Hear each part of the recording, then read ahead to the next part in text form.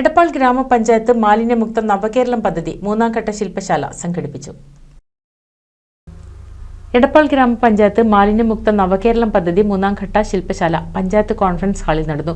President C V Zubeda ഉദ്ഘാടനം ചെയ്തു. ഇത്രയും വലിയ രീതിയിൽ, അതായത് നല്ല രീതിയിൽ ഇതിന്റെ നടത്തിപ്പ് കൊണ്ടുപോകാൻ ഞങ്ങൾക്ക് സാധിച്ചത് വളരെ നല്ല രീതിയിൽ നമ്മുടെ പൊന്നാനി ബ്ലോക്കിൽ ഏറ്റവും നല്ല പഞ്ചായത്തായിട്ട്, മാലിന്യ പരിപാലനത്തിൽ ഏറ്റവും നല്ല പഞ്ചായത്തായിട്ട് ബ്ലോക്കിൽ നമ്മൾ പേരെടുത്തു കഴിഞ്ഞാൽ അതിൻ്റെയൊക്കെ അടിസ്ഥാനത്തിൽ തന്നെയാണ് നമുക്ക് 2 അവാർഡുകളും ലഭിച്ചത്.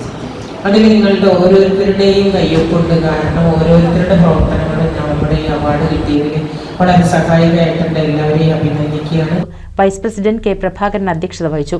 അസിസ്റ്റന്റ് സെക്രട്ടറി അരുൺലാൽ നിയമബോധവൽക്കരണ ക്ലാസും പഞ്ചായത്തിന്റെ മാലിന്യ പരിപാലന പ്രവർത്തനങ്ങൾ എന്ന വിഷയത്തിൽ IRTC കോർഡിനേറ്റർ സാന്ദ്രയും ക്ലാസ് എടുത്തു.